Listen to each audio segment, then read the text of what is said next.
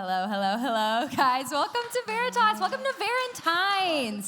Thanks for spending your Valentine's Day with us. I know there's so many things you guys could be doing, and you're here with us, and that's so fun. We're obviously doing things a little bit differently tonight. Typically, we don't set up Katie on a date at the very beginning of Veritas, but we try new things. Yeah, we like to try new things. Yeah. Obviously, yes, today's Valentine's Day, and so we couldn't avoid the topic of relationships. But we wanted to kind of fit it in with our theme of this semester so far. If you've been around on Tuesday nights, we've been talking about this theme of identity, and specifically what kinds of things we put our identity in, whether that's people's opinions of us, whether that's the kind of things we do, whether that's our success. We like to put our identity in all sorts of things, and I think one of those things sometimes can be in our relationship statuses. So kind of whether you're dating or wish you were dating somebody, whether we're single, have found ourselves in some sort of situationship, whether we're talking to somebody, whether we're married or engaged. I know there's some of you out there. Kind of wherever you're at, I think it can be tempting to put our identity, kind of define ourselves by our relationship status and by whether or not we're into our relationship status or not at the time. So hopefully that makes sense. We're going to introduce ourselves. Obviously, there's 4 of us up here, and we are all on Veritas staff. So some of us may look familiar, some of us maybe not. But I'll just kind of start, and we'll introduce ourselves and just give a little bit about our own relationship statuses. And can you define situationship? Yeah, for sure. Yeah, that's kind of the thing, Davis, no is idea you can't define a situationship. Oh, okay. It's inherently doesn't have a definition. That's precisely. Okay, cool. Okay. Yeah, you Got get it. Sounds really clear. Glad you get it. Okay, so I'm Christina. I've been on staff with Veritas a little over 2 years now, and my relationship status currently, I'm married. I thought that a picture just went up there of me, and I was like, wait, what? It's me. It's a video of me. It's just you. I'm married. Parker and I got married a little bit over a year ago. We actually met on a Veritas Greek Jamaica trip, which is kind of fun. And we dated through college and then got engaged and married shortly after. But kind of before Parker, I was pretty involved in the dating scene, really wanted to be somebody to someone, honestly. And so I dated around in college, probably dated some people I shouldn't have dated, to be completely honest. But I think a lot of that was just because, I wanted to feel loved by somebody. And I think I kind of used it to cope with some insecurities sometimes. So we can just go down the line. You guys can give your own little, bit about who you are. Yeah, I'll go. So my name's Cole. I'm on staff. Thank you for the one clap. Love it. That's a fan of Cole. Wow. That was planned. I paid all of them to do that. So my name's Cole. I've been on staff with Veritas for the last 4 years. It's been a blast. And so I'm married. I've been married to my wife, Taylor, for almost 4 years in May. And it's been a huge blessing, a huge thing. But that wasn't, obviously, I wish I could say I only dated my wife and we got married. But even before that, I dated Christians, non-Christians, and I think I learned a lot about myself in those processes, and I think that's what dating is great for. But I think, obviously, I learned a lot about Jesus, too, and what he means to me and all that stuff, too. And so I'm going to have a short intro, but yeah. Oh, that's good. I can go. Hey, I'm Alex Gray. I'm probably coming up on 8 years on staff, I think.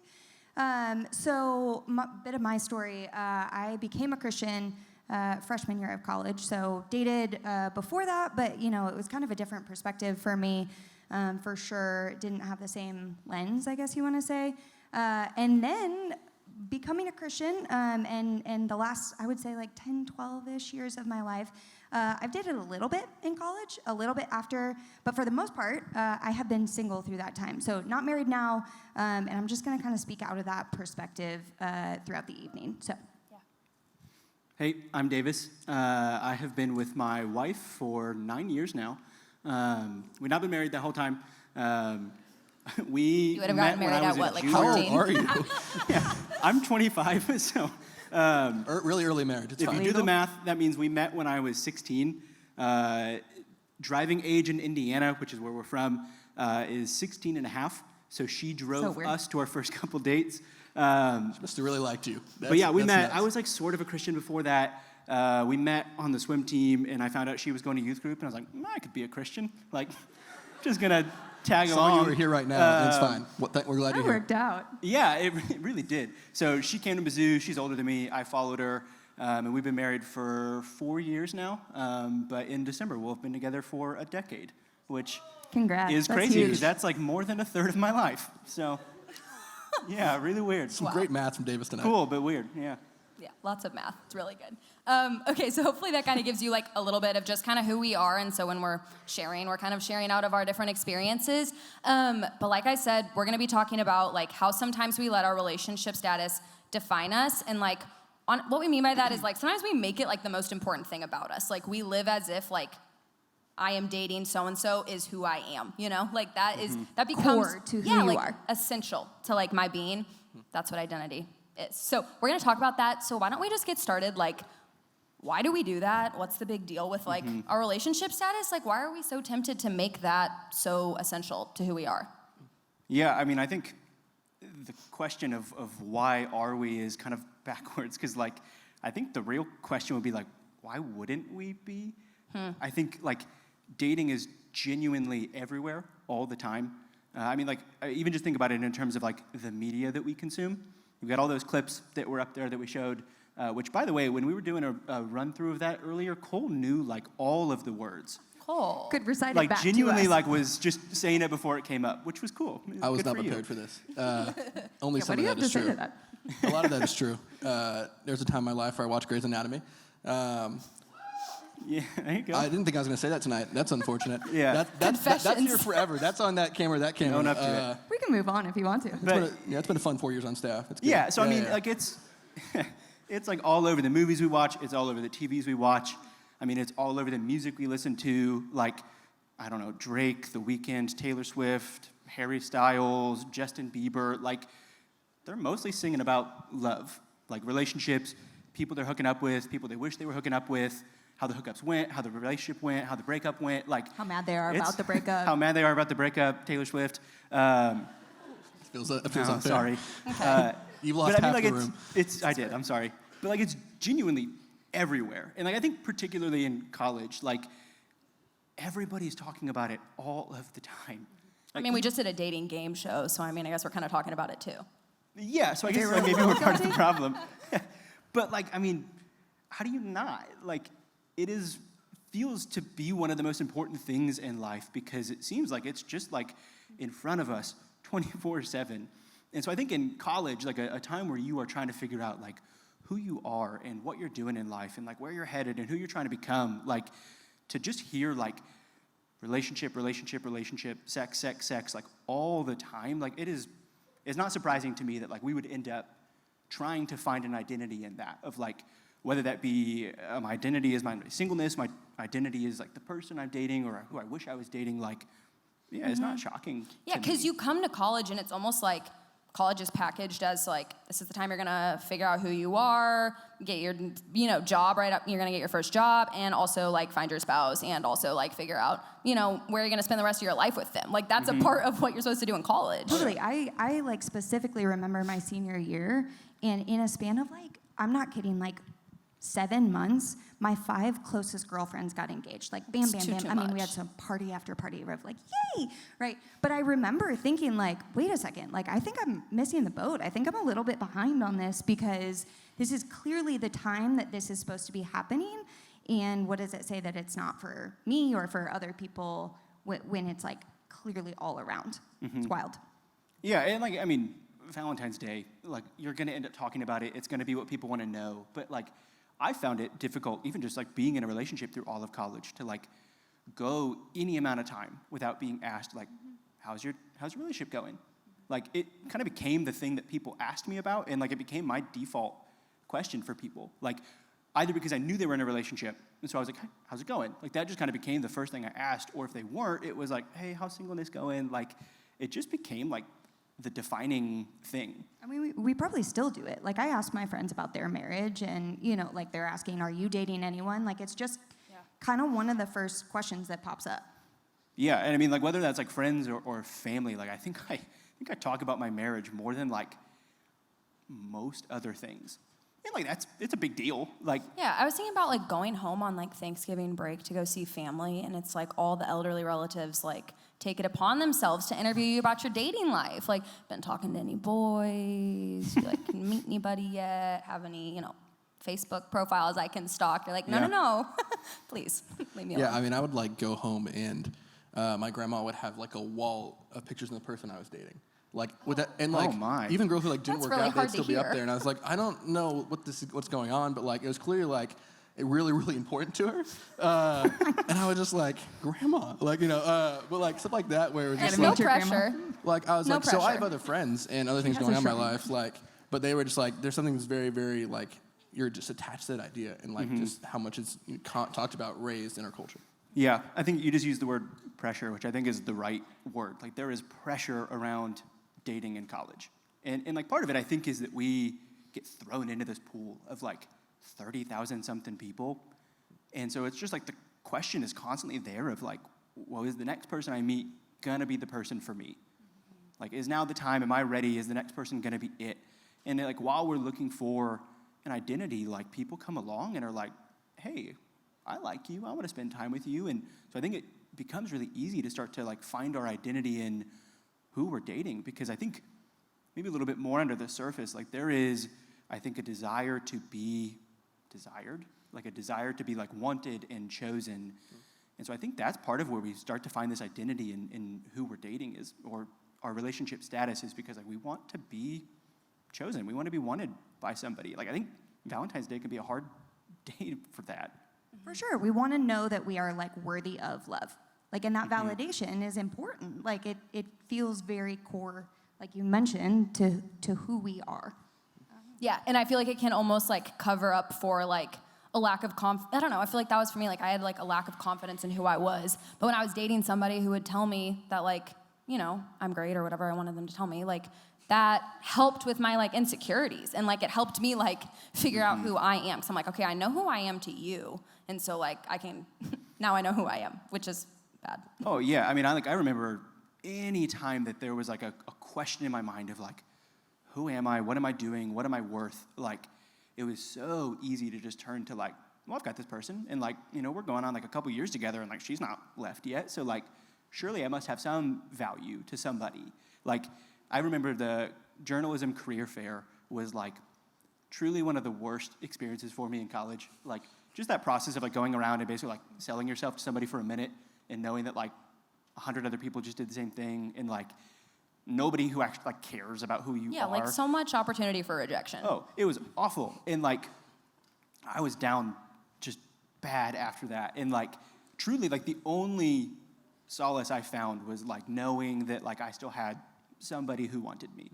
And like I think I started to notice a pattern of like turning to her every time that I felt insecure or unwanted. Yeah. And I think that happens for sure in like, okay, I have a person, I'm looking to that person to like validate me, but I've also experienced that on the flip side in singleness in terms of, okay, I don't have a person, but maybe singleness can be my identity. Maybe I can make that like my worth and my validation. I'm worthy of like being on my own. And, so I think we find it in other people for sure, but I think we can easily flip that in singleness to this like idea that no, we're okay, like I'm okay, like, and there's pride in that, but I think there can be like the same amount of finding an identity and worth in singleness as there can be in I'm searching for that in someone else. Yeah, it definitely goes both ways. I feel like we're going off on this trail of like, okay, different examples from our own lives. Like, I'm curious, like, how do we know when we're doing this? Because honestly, when I was like in relationships in college and seasons of singleness and dating and off and on, like, I don't think I really recognized when I was making like this my identity. Like, I don't know. I don't think I could like maybe put a finger on like when I was using this to define myself. Yeah, so like, sneaky. yeah. So like, what does this like look like in your lives, or like could this look like what are the like red flags feels dramatic, but like red flags of like maybe we're doing this. Warning signs. Yeah, warning signs. That feels better than red flags. It's a great question. I have no idea. No, I'm kidding. But no, I'm thinking through, if you're single in the room, right, there's almost this concept of like, it's like top of mind awareness, right? With like, almost like brand awareness. Like the first thing you think about is, okay, I'm single, and so that's what I'm living out of. Like, I'm single, so I'm just looking for the next person. I'm always talking to my friends about relationships, like even thinking about when I was in Veritas. Just like the first thing my friends and I would talk about when we got to small group was girls. Shocking, sorry. If that breaks down a wall for you, sorry. But like, it's just such an easy thing to go to. Dave was saying this earlier, but like, it's almost like just the first thing you think about, the first thing you talk about. And so like that became more and more of your identity. Because like the things you say, the things you think through, the thought time you spend on that just ends up shaping you. Yeah, so if you're constantly talking about like who you're dating or not dating, it's probably a good sign that you're like making this like maybe too essential to who you are. Yeah. Or even if it's just like running through your brain, like I'll throw myself under the bus. Like I remember when I was in college, like I would get to Veritas and be like, okay, I'm here to worship. Like I'm here to be with Jesus. And then totally subconsciously, my brain would be like, but who is that?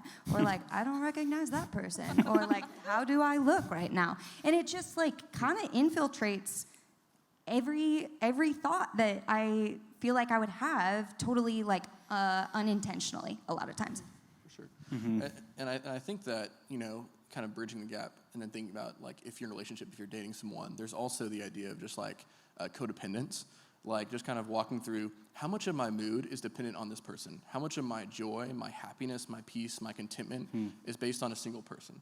And like they're not built to have that weight, right? But I think that we accidentally say when I was dating, like you could tell how my girlfriend and I were doing just based on how I was that day. Like if Cole was like historically down bad and like just in an awful mood, like you could tell he's like, oh yeah, 'cause him and insert girl's name was just in like a really bad place that day. Yeah. And that's probably not good.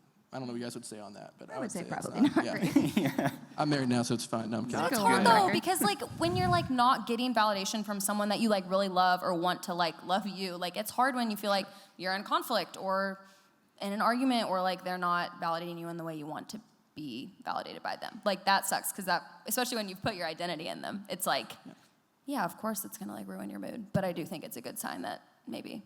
Yeah, but that's good because like you guys don't argue anymore. Like Yeah, you found no, somebody I've that had like you never arguments fight since we got with. married. So How'd you do that? That's really cool, you guys. I can't reveal my secrets. It's too confidential. No, I'm kidding. But I mean, yeah, we for sure argue in marriage. Again, wall shattering. Everyone's so shocked. But no, I think another way that, I don't know, transition from that, another way that I'm thinking about the idea of just symptoms that you see, I think a big one is that people settle on character. So not settle on looks, stuff like that, but like just thinking through that, you know, we settle on character, and like what that is defined as is basically, I don't really care who this person is, I don't care the core of who they are, but I care if they can validate me and affirm me. And so we sacrifice morals, we compromise all these things. It could be someone, if you're a believer and you date a non-believer, right? There's that concept of like, well, I don't really care what they believe. I don't really care what they think as long as they affirm me. They give me affection. They show me love.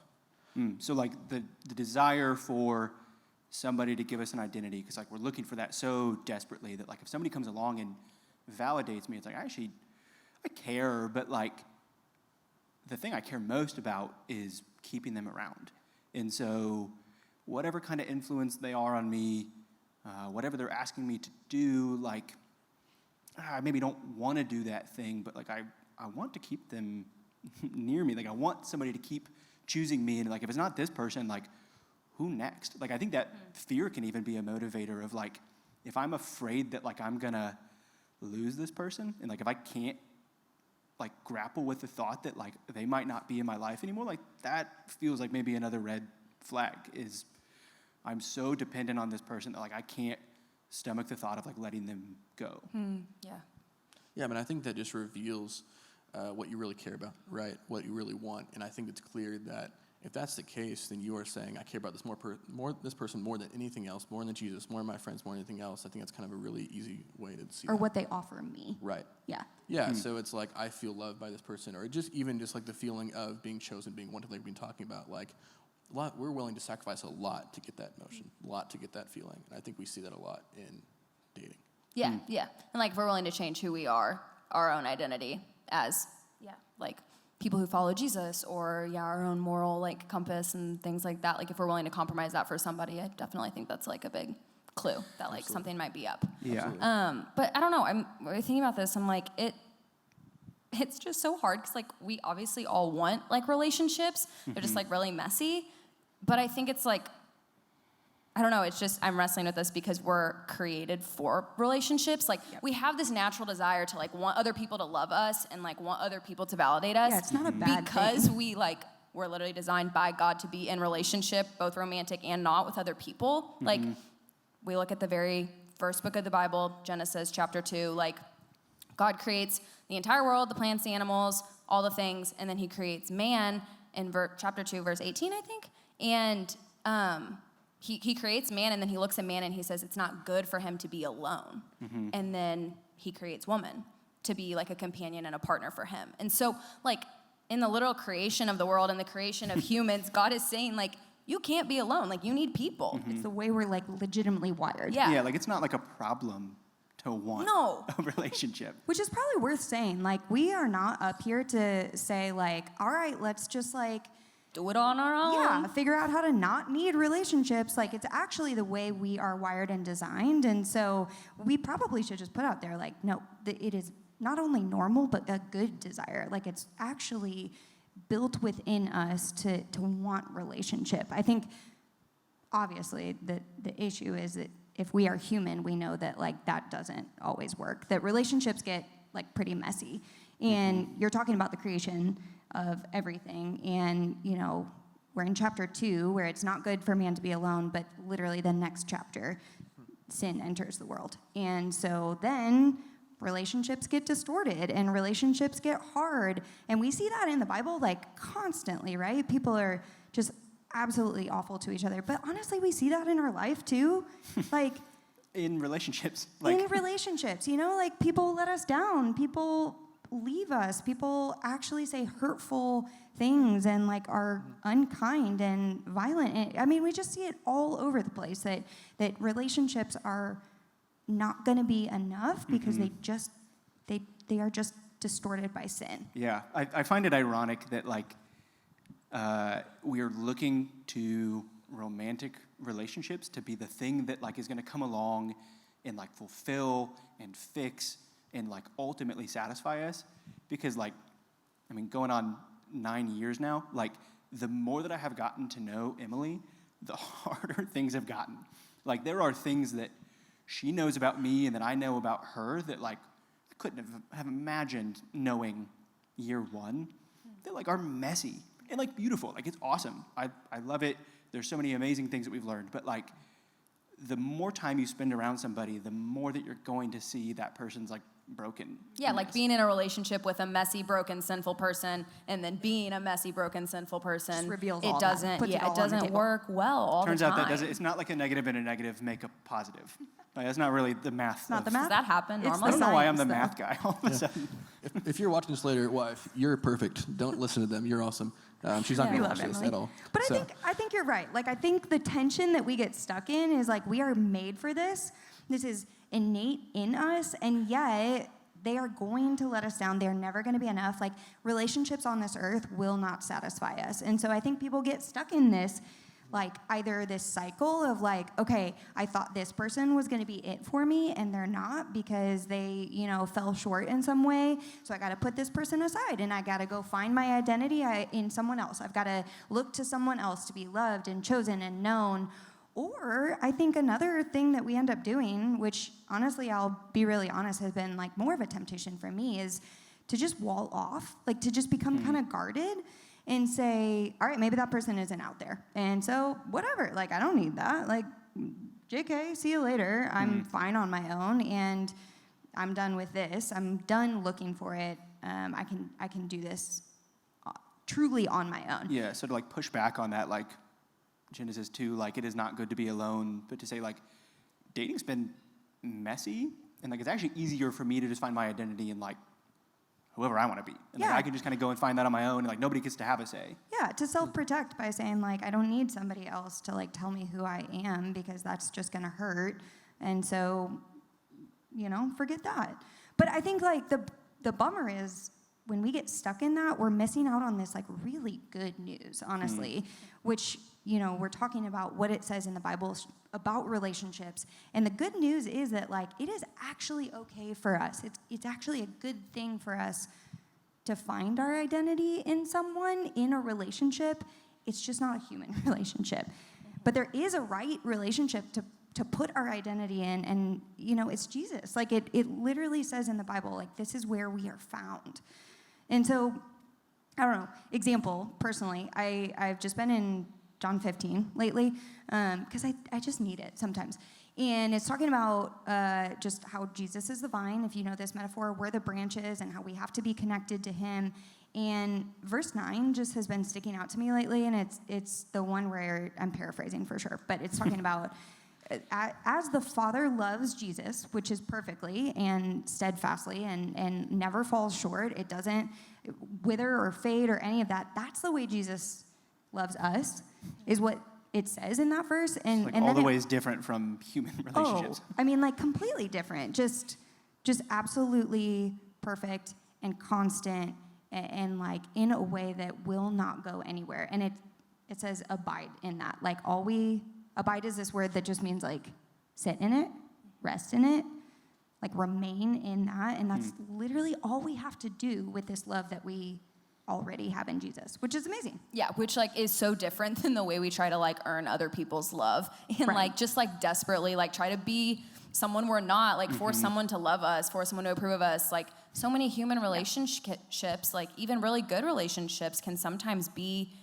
kind of transactional and kind of like just really hard to navigate. And God's love is nothing like that. Like it's nothing we're doing or earning. Well, because that's like, I mean, just to be honest, like I feel like I had this expectation pre-marriage that like things were messy at times, but like we were figuring it out, and we were figuring out for marriage, so that like once we got married, like things were going to be good. And I guess I wasn't listening to anybody who had ever been married, because I don't think anybody ever told me that. No one's ever said that. It's like that's not how it works. Like I mean, I still have all sorts of insecurities that like having a wife has not solved. And like continually like go back to Emily to say like, okay, but like for real, like you really want to be here still? And like me, and like, okay, yeah, you said that yesterday, but like today I went and did this thing. Like, is it still real? Like there's just this constant like questioning, because like it is not like for the covenant we have made each other, like we are still sinful, broken people, and like it will not like It won't satisfy. fulfill me. Yeah. It can't. Yeah. Yeah, and I think I think when we really take a second and think about what Jesus' love, like the love that he offers us, I think when we really get down to it, it's like, this is what we've been looking for.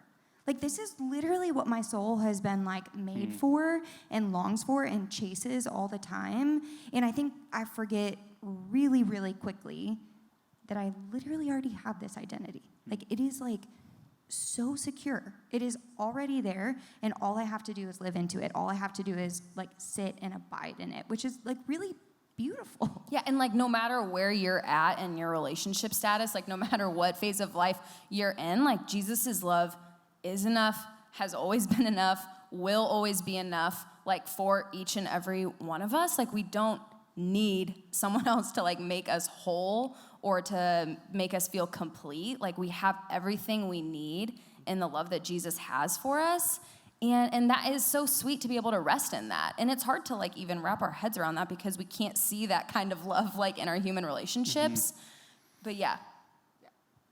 Yeah, I think about like that dependency language too of, you know, Cole, you were talking about like, okay, when we depend on someone else in a way that is disordered or just like trying to find our identity in that, like, of course that's going to fail us. Of course that will just like honestly cause us to tailspin.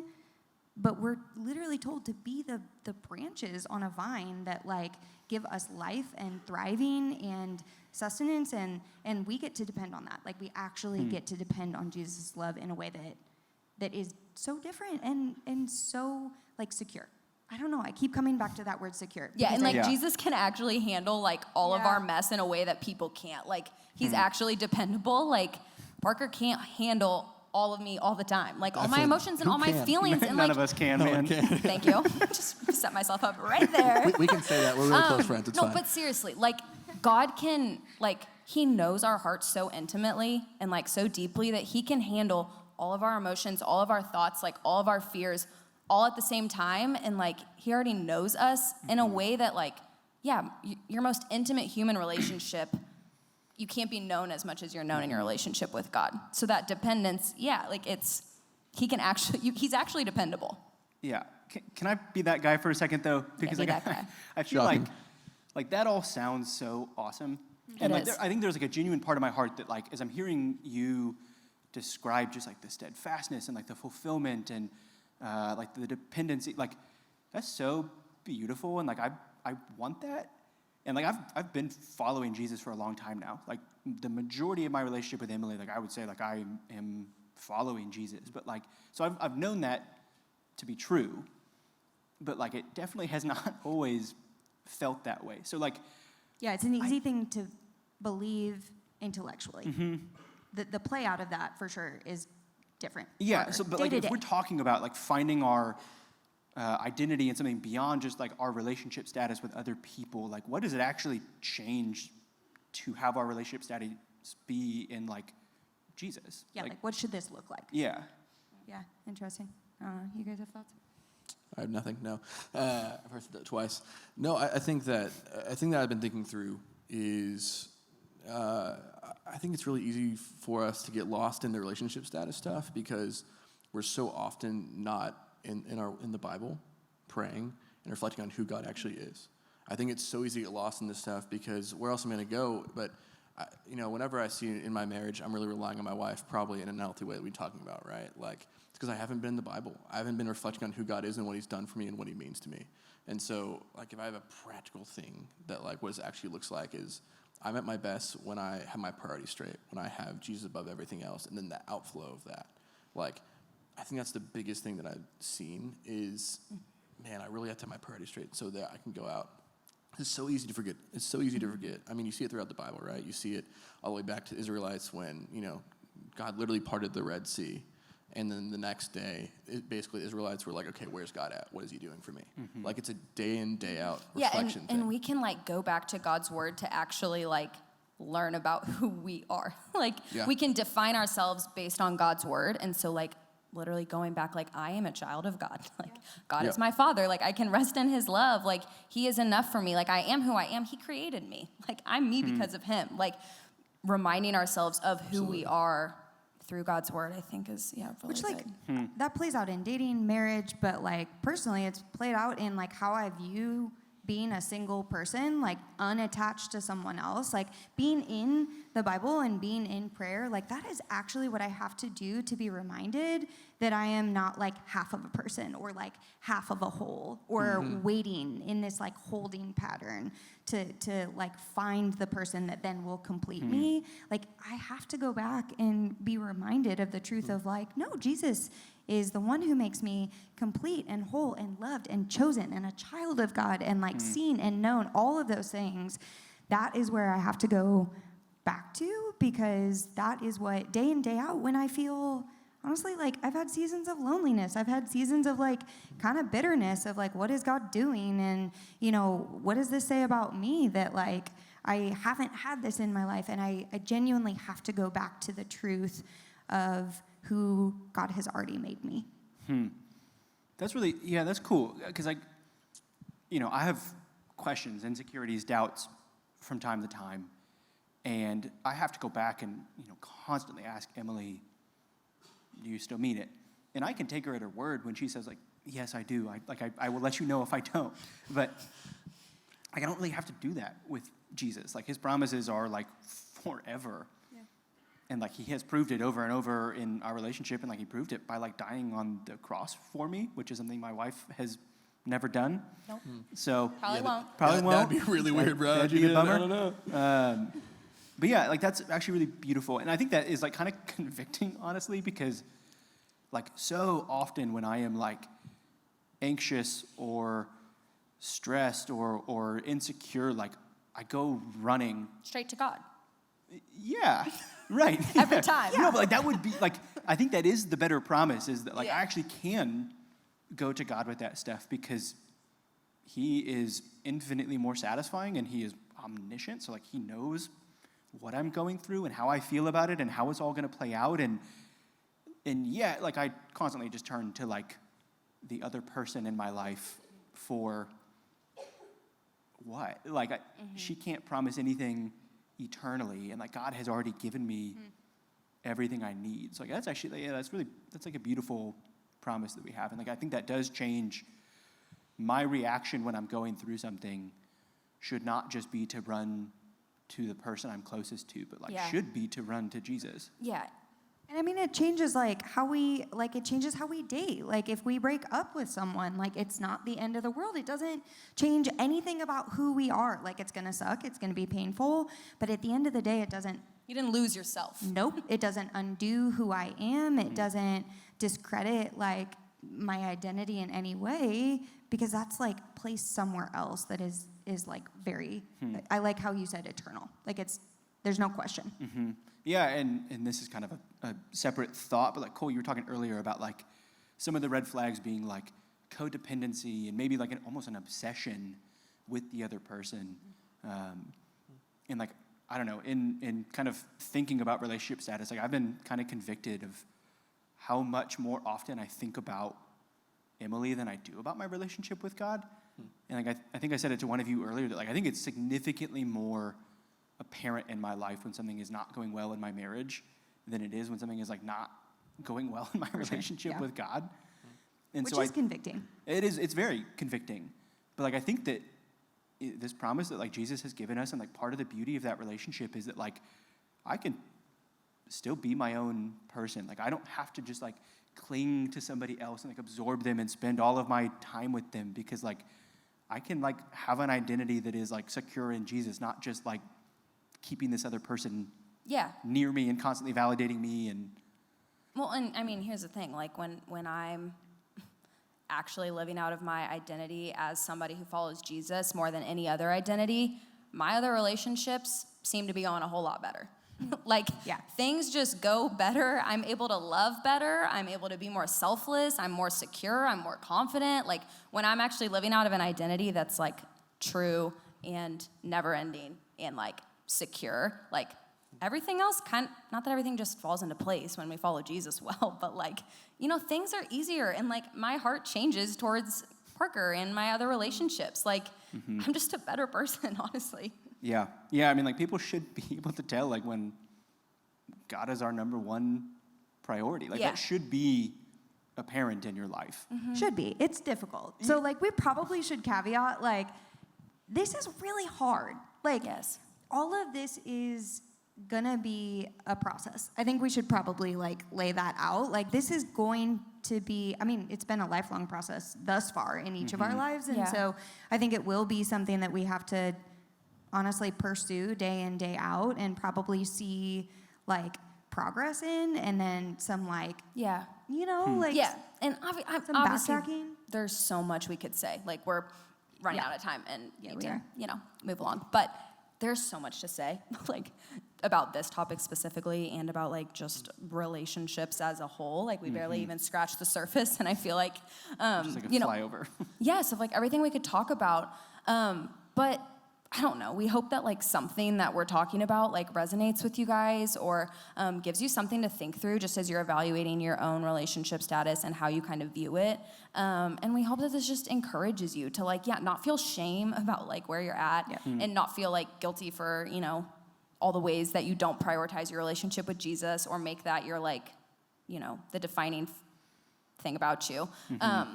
But more to like free you up to like step into that and like hopefully give you freedom from the pressure of living under like, I am who I am because I am single, or I am who I am because I'm dating so-and-so. Like we want you to live in the freedom that like that doesn't define you. It's a part of who you are, but it's not who you are. So yeah, we hope that these conversations kind of keep going. And if you have questions, ask one of us. If you have questions, talk to a small group leader, talk to a friend you came with. Like you just said, this is a lifelong thing, and will look different in different seasons of your life and stuff. And so, keep having these conversations. And do you guys have any more thoughts? If not, I'm probably just going to pray for us. Yeah, no, I mean, I guess should just reiterate that like there is grace, that like we are I think constantly running to other things and other people for our identity, like something that is going to hold true. And like, I think the beautiful thing about grace is that like Jesus doesn't just give it to us like when we're doing well, but like he delights in giving us grace like when we are not doing well. And like to turn from that and to run back to him is like a really beautiful thing. That like I think that feels intangible at times, but like that is actually like a relationship that we can lean into. And like some of the joy and satisfaction that we get from romantic relationships, like we have infinitely more so. And I think we start to feel it like when we practice this like asking for forgiveness and turning back to Jesus. And so like it's beautiful, but like just hear that like if you are actively doing this, or if tomorrow you find yourself just like deep in putting your identity in your relationship status, like there is grace for you, and like Jesus wants you to turn back to him, and that like nothing about your relationship with him has changed because of that. Yeah, that's really good. I'm honestly just gonna pray like on that note, like Great. just for all of that, like for us. Seriously, so if you guys will just bow your heads, we're gonna pray. Dear Jesus, we just confess the ways that we don't make you our primary identity, that we don't make being followers of you like the thing that defines us all the time. God, it's really hard sometimes, and we look to people all the time to tell us who we are, God, and we confess that to you, and we know you have grace for us, God, and thank you for being a good and gracious and loving God who gives us this identity that's so much better than anything we could find on this earth or anything we could find in another person. And I just pray that for the rest of our lives that you would just keep nudging us closer towards you, that we would like step into this more and more, that our identity doesn't have to be in our relationship status, that our identity really can be fully in you and in following you, and that you're enough for us. You always will be, God. I just pray that we all just continue to step into that more and more. We love you. We pray this in Jesus' name. Amen.